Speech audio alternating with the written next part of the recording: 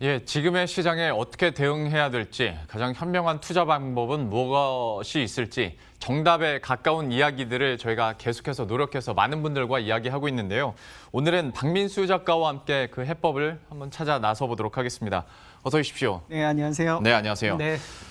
먼저 시장 자체에 대해서 한번 여쭤보고 네, 그다음에 네, 어떤 네. 전략적인 측면에서 예, 예. 질문을 드리겠습니다. 네, 네. 어느덧 이제 삼천 시대가 왔고 네. 개인들이 여기까지 올려놨다는 것도 상당히 큰 의미가 있지 않습니까? 그렇죠. 좀 요즘 네. 시장 어떻게 보셨습니까? 요즘 일단 작년에 풍부한 유동성이 주식시장을 상당히 이끌어왔고요. 이제 한 3천이 넘어가면서 약간의 피로감들을 조금 느끼고 있는 것 같습니다. 중요한 것은 백신 개발이 빨리 이제 접종이 이루어져야 되는데 이런 부분들이 미국과 유럽에서 좀 늦어지면서 예. 좀 경기 후퇴 그런 낙관론이 좀 둔화되면서 그런 부분들이 최근 주식시장을 좀 억누르는 것 같은데요. 백신 접종이 좀 빨리 되고 그에 따라서 위험 자산을 선호하는 현상 그리고 어떤 미국의 추가 경기 부양책 이런 부분들이 다시 한번 주가를 조금 끌어올리지 않을까. 다만 단기적으로는 약간 유동성 장세가 좀 불확실성이 좀 변동성 장세가 좀 이루어지지 않을까 그런 좀 예상은 해봅니다. 아무래도 워낙 가파르게 올라왔기 때문에 여기에 네네. 대해서는 어느 정도 숨도 고르고 네네. 소화도 시킬 시간이 필요했었는데 네네. 좀 여러 가지 이벤트들이 있다 보니까 거기에 따라서 최근은 좀 쉬어가는 장세인데 어쨌거나 많은 전문가들이 장기적으로는 우상향을 전망하고 있고 네네. 그래서 개인 투자자들은 어떤 종목을 살까라는 이제 궁금증을 많이 얻게 되는 것 같습니다. 네네. 근데 예전이랑 달라진 대표적인 차이점을 들자면 개인들이 네. 정말 스마트해졌습니다. 그렇죠. 네. 공부 정말 열심히 하시고. 네. 그래서 대표적으로 이제 대형주 중심으로 요즘 많이 투자를 하는데요. 예. 요즘같이 이제 변동성이 심한 장세에서 저도 개미 투자자이기 때문에 433전법을 한번 해보셔라. 축구 감독이 축구 돼봐라. 포메이션입니까? 축구 포메이션 감독이 한번 돼봐라. 이렇게 쉽게 좀 말씀을 드리고 싶어요. 예. 뭐냐면 이 433 그러니까 디펜스 존이 있을 거 아니에요. 네. 방어하는. 그래서 현금을 한 30%에서 40% 정도 지금 변동성 장세에서 들고 있고 예. 그다음에 미드필더는 앞으로 좀 성장 가능성이 있고 그다음에 주가 상승 모멘텀이 있는 종목들. 예를 들면 지금 언택트 이슈가 이제 어느 정도 종료되면 컨택트 세상으로 가게 되면 뭐 여행주라든지 예. 경기 민감 업종을 좀 담아 두는 거고요. 지금 당장 뜨거운 종목들, 공격수들은 예를 들면 2차 전지라든지 반도체라든지 그리고 CMO 이런 기업들을 좀 담아두는 그런 전략을 좀 추구해 보는 게 어떻겠느냐. 보수적인 투자자라면 현금을 좀 비중을 좀 더 높여가는 거고요. 예. 그리고 초보 투자자라면 저는 배당주 투자도 나쁘지 않다. 지금 시즌. 왜냐하면 연말로 갈수록 배당금은 배당 기대감에 주가는 오를 것이다라는 측면으로 얘기를 하고요. 그리고 저는 실적은 배반하지 않는다라고 생각을 해요. 최근 테슬라가 약간 주춤한 이유가 실적 발표 이후에 기대했던 실적이 안 나오다 보니까 조정을 보이고 대신 애플은 강한 상승 모멘텀을 그렇죠. 보여줬잖아요. 예. 결국은 실적이 계속 개선되는 기업들, 우리 지금 약간 이분법적으로 오르는 종목들은 계속 오르는데 또 오르지 않는 종목들은 계속 주춤하거든요. 실적 개선이 되는 종목들 중심으로 좀 압축해서 보면 어떻겠느냐라는 측면이고요. 장기적으로는 성장 모멘텀이 있는 업종들 중심, 예를 들면 뭐 2차 전지라든지 이런 예. 업종을 기노브로 좀 바라보면 좋겠다라고 말씀을 드리고 싶습니다. 그러니까 포트폴리오 비중을 어떻게 조절할 것인가 얘기를 하면서 433 기법을 얘기하셨어요. 현금을 한 30에서 40% 네, 이런 네. 변동성이 커진 시장에서는 좀 갖고 있고 장기적인 관점에서 보는 유망한 업종의 30% 그리고 단기적으로 지금 가장 핫한 종목들에 대해서 역시 30% 정도 넣자라고 네, 네. 얘기를 해줬는데요. 네네. 개인들이 실제로 좀 이렇게 하는 듯 합니다. 네, 가치주, 대형주에 대해서도 참 많은 관심을 갖고. 네, 네. 다만 지금 시장에서 아쉬운 게 외국인과 기관이 계속 파니까 네네. 참 여기에 대해서 고민이 많거든요. 예전에는 네네. 개인들이 그냥 외국인 따라가면 됐었지만 지금은 개인들이 주도하니까 그렇죠. 개인들을 따라가 아니면 외국인들을 따라가 좀 고민이 많습니다. 좀 네. 어떻게 평가하세요? 요즘 뭐 게임스탑 때문에 네. 공매도 이슈로 인해서 개인들의 어떤 힘 이런 네. 것들을 많이 느끼고 있는데요. 그럼에도 불구하고 기관과 외국인을 벤치마킹하는 그런 따라쟁이가 영리한 투자자가 되는 게 좋지 않겠느냐라는 생각이 들고요. 그래서 기관, 외국인 둘 다 집중하는 그런 종목들에 좀 관심을 많이 가지시는 게 좋겠다. 특히 실적 개선이 되는 그런 기업들은 외국인, 특히 외국인을 우리가 외국인이라고 하지만 외국인 기관 투자가이거든요. 네. 그래서 국내 기관 투자가와 외국인 기관 투자가 모두 사는 그런 업종에 좀 집중을 하는 게 좋겠다. 그래서 데일리로도 그런 데이터가 나오고요. 위클리로도 데이터들이 나오니까 상위 업종 중심으로 이 외국인과 기관이 동시에 사는 업종이면서 실적 개선이 되는 예. 그런 기업들 중심으로 좀 접근을 해보면 어떨까라는 생각을 해봅니다. 아무래도 장기적인 투자 관점에서 본다면 결국에는 그래도 외국인을 벤치마킹하는 것이 좀 현명한 투자 전략이 될 것이다. 네, 예. 네, 그렇죠. 네. 얘기를 해주신 거고 좀 개인적으로 투자 전략을 어떻게 잡아오고 계신지에 대해서도 좀 여쭤보도록 할 텐데 사실 저는 책을 통해서도 보기는 했습니다. 원칙 네. 1순위가 손절매 없는 투자다. 네, 네. 이게 말이 쉽지 개인 네, 투자자 네. 입장에서는 이거 쉽지 않거든요. 네, 네. 어떤 노하우를 갖고 계신 겁니까? 일단 저는 상당히 스마트한, 영리한 투자를 좀 하고 싶어요. 네. 이기는 싸움에만 뛰어들자. 그러려면 종목을 굉장히 잘 골라야 되겠죠. 그래서 제가 이제 10단계 종목 분석표라고 2018년 MTN 이 자리에 나와서 한번 설명을 드렸는데요. 네. 여러 가지 이슈 중에 딱 한 가지만 꼽자면 저는 적자 기업을 웬만하면 좀 피했으면 어떨까. 제가 주식 투자하면서 가장 큰 위험 요소는 주식 수가 늘어나는 게 가장 힘들었거든요. 네. 왜냐하면 그게 이제 유상증자인데 주주에게 주식을 파는 행위예요. 돈이 없기 때문에 주식을 파는데 그렇게 되면 이제 주가 희석 효과로 주가가 낮아지는 그런 악재가 벌어지기 때문에 단기 순이익인 기업에 집중을 하자. 주린이라면 좀 더 나아가서 배당을 하는 그런 기업들. 배당을 한다는 건 먹고 살만하니까 배당을 하는 거잖아요. 예. 그래서 그런 기업에 좀 집중을 해서 투자를 하고 혹여 손해라면 분할 매수 관점으로 추가 매수 전략으로 한 마이너스 10%나 마이너스 20% 손해볼 때마다 추가 매수 전략으로 끝까지 물고 늘어지자. 그러기 위해서는 기업이 일단 좋아야 된다. 그래서 최근 들어서 저는 이제 출퇴근 시간에 뉴스 검색을 좀 열심히 해서 네. 종목 분석을 하라고 말씀을 드리는데요. 최근 들어서 예를 들면 대한유화나 LG이노텍, 다우기술 이런 종목들이 좀 실적 대비해서 저평가돼 있다라는 기사들을 많이 내놓고 있거든요. 예. 그래서 이런 종목들이 뉴스 나온 이후에 많은 상승세를 보여줬어요. PER도 10배 이하고요. 예. 그래서 이런 기업들을 계속 우리가 뉴스 검색하고 종목 분석하면서 나만의 투자 원칙, 내 생각이 투자에서 가장 중요한 거거든요. 그래서 나를 설득하는 그런 어떤 합리적인 투자 원칙을 가지고 투자를 하셨으면 좋겠다라는 좀 당부의 말씀을 드리고 싶습니다. 그러니까 적자 보는 기업은 피하고 그리고 돈이 없어서 어쩔 수 없이 증자를 하는 기업들도 웬만하면 보지 않았으면 좋겠다라고 그렇죠. 얘기를 해주셨고 네네. 플러스로 이제 배당 주는 기업이었으면 좋겠다라고 했는데 네네. 듣다 보니까 네. 이 기준의 대척점에 있는 게 제약바이오거든요. 네네. 제약바이오주에 대해서는 그러면 별로 관심 안 갖고 계십니까? 제약바이오는 일단 성장주인데요. 네. 어떤 성장성 자체로는 우리가 기대감이 큰데 그 성장성을 과연 공식적인 그런 기관에서 어느 정도 검증을 받았느냐 여부를 좀 체크를 해볼 필요가 있고요. 네. 두 번째는 아무래도 임상 단계가 3단계 이상, 3상 이상으로 좀 구체성이 있는 기업들 그 중심으로 좀 보시고 그다음에 실적을 계속 체크해 갈 필요가 있어요. 과하게 이 기대감만으로 오르는 그런 경향이 있기 때문에요. 저는 이제 제약바이오는 대형주 중심으로 흑자 나는 바이오나 제약 중심으로 좀 압축해서 보시면 안정적으로 좀 수익도 내고 셀트리온 같은 경우는 주식 배당도 하잖아요. 예. 배당도 받고 그런 좀 흑자 바이오 기업, 제약 기업 좀 중심으로 좀 접근을 하셨으면 좋겠다라는 말씀을 좀 드리고 싶어요. 그럼 제약바이오주는 확 좁혀질 것 같습니다. 네네. 셀트리온 그룹주나 삼성 네. 바이오로직스 정도가 네네. 되지 않을까 싶고요. 네네. 어쨌거나 이 기준을 갖게 된다면 장기적인 관점에서도 충분히 손절미 없는 투자가 가능하다라고 얘기를 해주셨는데 흥미로운 게 앞에서도 이제 포트폴리오 전략에서 비중 전략에서 433 기법을 얘기해 주셨다면 네네. 또 하나 투자 방법 중에 하나가 월 3일만 거래하고 세 종목 이내로 종목을 꾸려간다. 네네. 이거는 어떤 얘기입니까? 제가 이제 필명이 샌드 타이거 샤크인데요. 예. 이 상어라는 것은 평소에 되게 한가해요. 네. 그러다 먹이를 발견하면 굉장히 공격적으로 이렇게 접근을 하는데요. 저도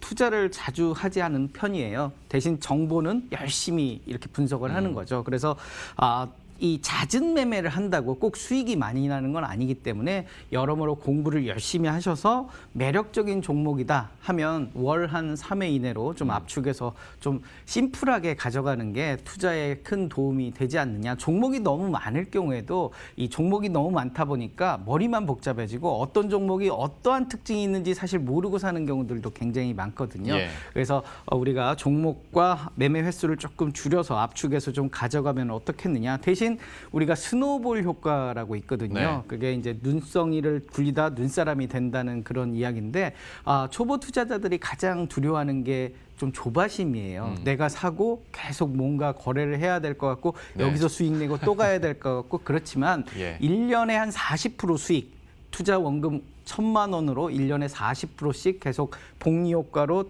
투자 원금과 이자를 계속 누적해 가면 7년 후면 1억이 되거든요. 그래서 조바심 낼 필요 없이 이렇게 천천히 투자하는 그런 습관이 좋지 않느냐. 그리고 저는 제 투자 비법을 주식판 복면가왕이다 이렇게 이야기를 하거든요. 그건 무슨 꾸준하게 분석을 하면서 복면가왕이라는 게 마지막 가왕이 제일 멋있는 사람으로 이렇게 교체해 가잖아요. 네네. 그러니까 내가 지금 보유한 종목이 한 20% 수익이 났고 앞으로 한 10% 정도 더 수익이 날 것 같지만 새로 분석한 종목이 한 30% 40% 더 유망하다면 종목을 한번 바꿔보는 그런 투자 전략. 그렇게 하다 보면 그렇게 많은 거래를 할 필요는 없지 않겠느냐라는 생각이에요. 그러니까 우량 종목이고 기존에 내가 보유한 종목보다 더 매력적이다라는 순간에 종목 교체. 그래서 월 한 3일 한 3종목 이내 이렇게 투자하고 분할 매수 전략으로 한 번에 다 사지 말고 한 30%에서 50% 정도 사고 한 마이너스 10%에서 20% 손해 날 때마다 추가 매수하는 투자 전략이 어떤가라고 저는 스텝 바이 스텝이죠. 네, 이렇게 돌다리도 두드려 보는 그런 안전한 투자 방법을 말씀을 드리고 싶어요. 참 이것도 쉽지는 않습니다. 그러니까 마음을 단단히 먹고 이렇게 하기로 결심을 해야지. 뭐 작가님도 아시겠지만 내가 예수금이 있으면 뭔가라도 네네. 사고 싶은 게 개인 투자자들 마음이거든요. 그렇죠. 하다 네네. 보니까 네네. 하지만 종목 공부는 열심히 하되 월 3일 그리고 종목 3개 이내로만 가져가는 것이 스트레스도 덜 받으면서 좀 가치 있는 그리고 더 장기적인 성공적인 투자 기법이 될 수 있을 것이다 얘기를 해주셨는데 저 여기에 대해서 하나만 더 궁금한 거 있어서 여쭤볼게요. 네네. 월 3일이라고 했잖아요. 네네. 제 주위에도 이제 매일 개인 투자자들은 차트를 보니까 네네. 한번 오르고 떨어질 때마다 네네. 마음이 철렁철렁 하거든요. 그렇죠. 네. 그래서 제가 조언해 줄 때는 네. 그냥 차트 보지 말고 네네. 정해진 날짜에 적금 넣는 것처럼 예. 그때 뭐 오르든 떨어지는 사라 네네. 라는 얘기를 가끔 해줄 때가 있는데 네네. 그러면 이 월 3일이란 것도 어떻게 날짜를 정해놓고 하는 겁니까? 아니면 뭐 딱 분석을 해서 느낌 올 때 그때 사는 겁니까? 예. 뭐 이게 딱 내가 원하는 종목이 내가 원하는 날에 딱 결정되는 건 아니거든요. 그렇죠. 그래서 뉴스를 계속 보다 보면 내가 보유한 종목보다 너무 매력적인 종목이 나타나는 경우들이 있어요. 네. 그런 경우 분석을 통해서 한 번씩 종목 체인지를 해주는 거고요. 그래서 또 조바심 낼 필요 없는 그런 부분들 말씀을 잠깐 드리면 시세판을 좀 덜 볼 필요가 있어요. 그래서 네. 저는 화장실 갈 때만 시세판 봐라 이런 말씀 드리거든요. 예. 그래서 시세판의 유혹에서 조금 자유롭기 위해서는 좀 나를 합리적으로 설득하고 이성적인 그런 판단 하에서 어떤 매력적인 종목이 나올 때마다 투자하는 그런 습관. 그렇게 되면 그렇게 자주 매매하는 기회는 많지는 않더라고요. 왜냐하면 보유한 종목 자체가 워낙 저평가고 한 목표한 수익률이 있기 때문에 그거보다 더 좋은 종목이 나와야 되는데 저 같은 경우 경험을 해보면 한 월 2, 3회 뭐 이런 정도 나오더라고요. 예. 제 주위에도 좀 분봉으로 차트 보는 분들이 많아가지고 그런 분들이 좀 작가님 얘기를 잘 귀담아 들었으면 좋겠습니다. 그러면 현재 이런 투자 기법을 가지고 했을 때 장기적으로 좀 이건 괜찮겠다라고 생각하는 업종이나 종목군이 있을까요? 조금 전에 그 뉴스에서도 이 언급된 종목들이기도 한데요. 네. 저는 반도체하고 2차 전지 그리고 CMO 산업을 올해 굉장히 유망하다라고 보고 있어요. 반도체는 앞서도 뭐 언급되기도 했지만 슈퍼사이클 새로운 D램이 이렇게 생산 체제가 갖추어지기도 하고요. 또 TSMC 대만의 TSMC와 한국의 삼성전자 간의 파운드리 격전.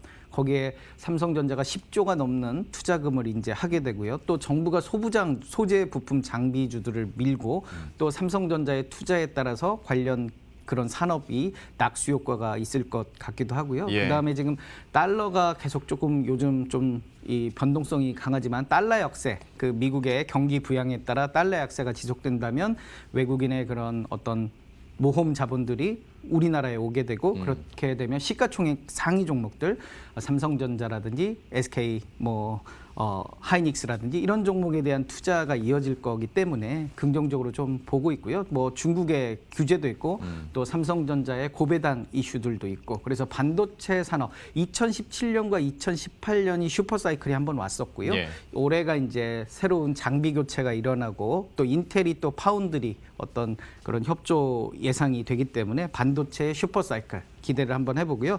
2차 전지 같은 경우는 저는 지금 현재 전기차가 전 세계적으로 신차의 한 4% 정도 팔리고 있거든요. 네. 이런 부분들이 결국 2030년 정도 한 50% 정도 시장 점유율을 가질 거로 예상이 되고 2030년이면 영국, 프랑스, 인도, 35년이면 중국, 일본, 우리 그리고 미국이 더 이상 이제 내연기관차를 못 팔잖아요. 예. 이런 부분들이 시장의 성장성 그래서 자동차 산업이 발전하면 발전할수록 2차 전지 산업은 강하게 가지 않겠느냐. 그래서 저는 전기차는 돌아다니는 아이폰이다. 그런 의미에서 굉장히 2차 전지 산업은 성장성이 굉장히 높을 것이다. 그래서 주가가 출렁출렁할 때마다 이 장기적 관점으로 저점 매수를 강조를 드리고 싶고요. CMO는 작년에는 백신의 어떤 개발이었다면 올해는 백신의 접종이라고 봐요. 접종이 조금씩 늦어지면서 이런 부분들이 그러는데 뭐 녹십자라든지 SK 바이오사이언스, 삼성 바이오로직스 등 이런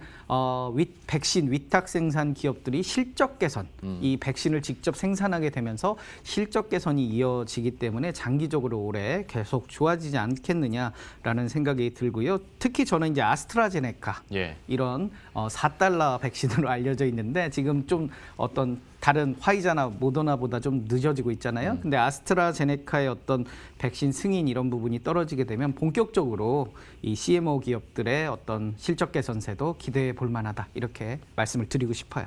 반도체와 2차 전지 그리고 CMO 분야에 대해서 장기적으로 매력적으로 느낀다라고 이제 종목과 업종군을 이렇게 꼽아줬고요.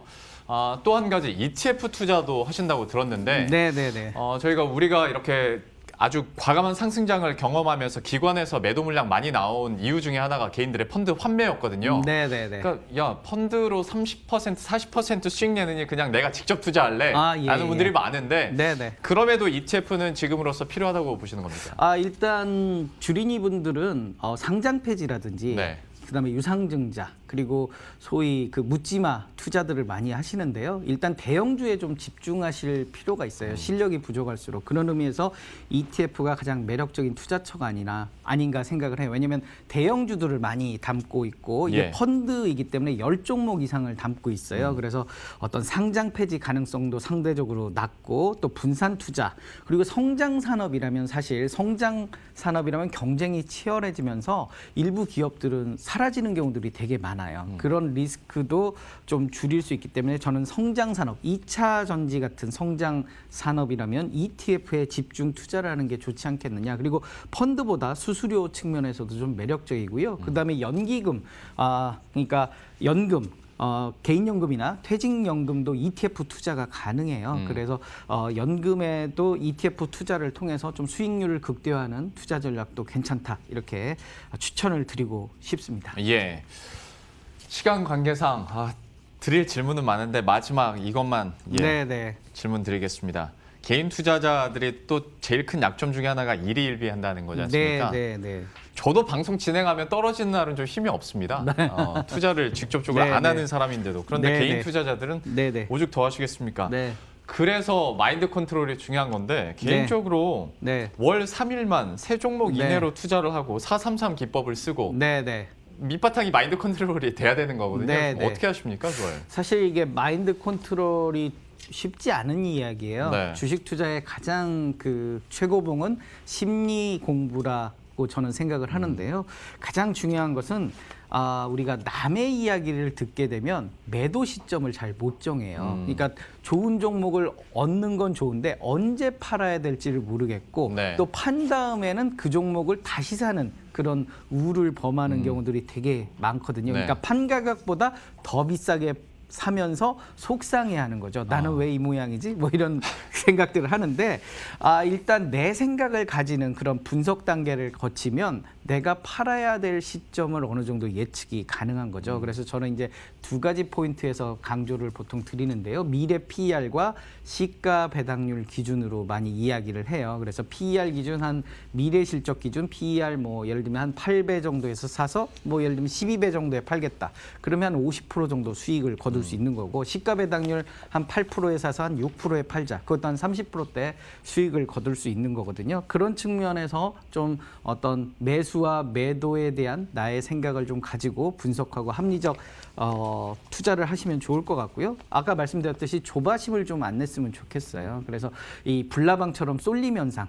오늘 급등하고 내일 급등하고 모레 급등하고 게임스탑이 하루아침에 막 몇 배 올랐다고 해서 그 종목에 들어가다 보면 잘못하면 내가 이 뒷북 투자에서 크게 손실을 볼 수 있는 거거든요. 그래서 우리가 그 옛날 이렇게 너무 급등한 종목에 이렇게 조바심 내고 들어가서 이게 단타로 하루에 뭐 한 10만 원, 20만 원 벌겠다 이런 생각보다는 좀 롱텀하게 최소한 뭐 분기라든지 반기라든지 이런 관점으로 좀 접근을 하시면 좋겠고 마지막으로 아까 말씀드렸듯이 시세판은 화장실 갈 때만 보자. 네. 너무 자주 시세판을 봐서 그게 사실 불안감을 계속 일으키는 거거든요. 예. 그래서 본업에 좀 충실한 투자를 하시는 게 가장 매력적인 그런 스마트한 투자자가 되는 지름길이 아닌가 이렇게 말씀을 드리고 싶어요.